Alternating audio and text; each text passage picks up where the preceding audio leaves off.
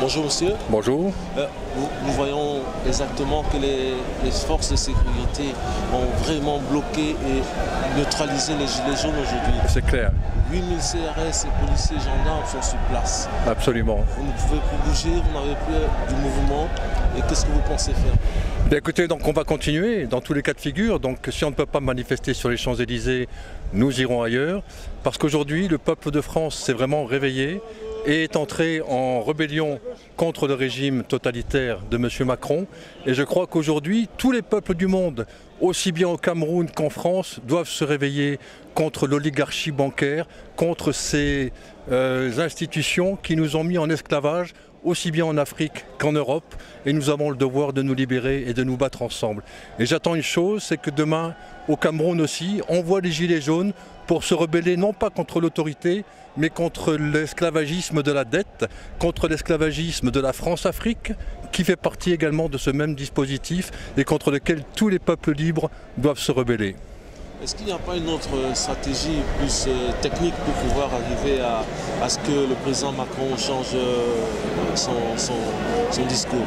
Je crois que M. Macron ne changera pas son discours parce que le discours que tient M. Macron est celui qu'il a reçu de la part des oligarques qui l'ont mis au pouvoir. Donc M. Macron tiendra jusqu'au bout.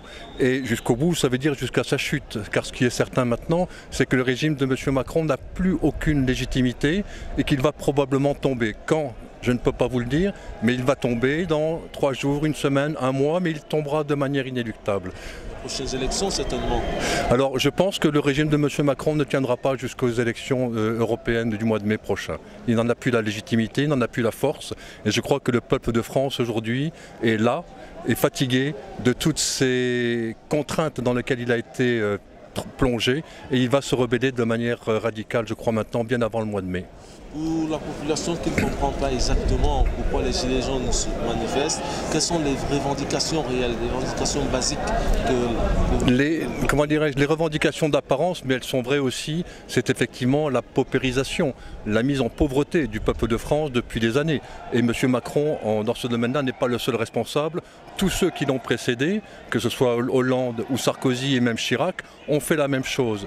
Mais fondamentalement, les revendications, c'est changer de société. Nous ne voulons plus vivre dans une société de consommation, dans une société où seulement les intérêts matériels sont en jeu et pour lesquels donc, on ne fait la part des choses qu'en donnant toujours plus aux plus riches et toujours moins à tous les autres. Je vous remercie. C'est moi qui vous remercie.